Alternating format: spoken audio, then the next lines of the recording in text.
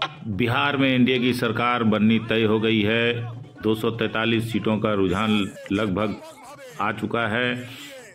NDA को पूर्ण बहुमत अभी से मिलनी शुरू हो गई है और इसका जश्न जो है बंगाल में मनना शुरू हो गया है।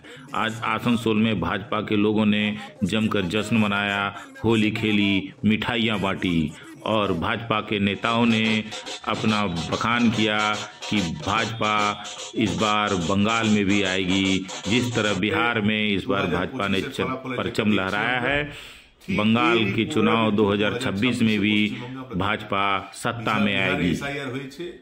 रोहिंग्या अन्यान्य देशे যারা ঘুষপেটিয়া যারা মৃত ব্যক্তি তাদের নাম ইলেকশন কমিশন বাদ দিয়েছে, যাদের ডাবল এন্ট্রি নাম ছিল তাদের নাম বাদ দিয়েছে, যারা থাকেন না, যারা যাদের অস্তিত্ব নেই সে ধরনের ব্যক্তিদের যাদের নাম ছিল তাদের নাম বাদ গেছে।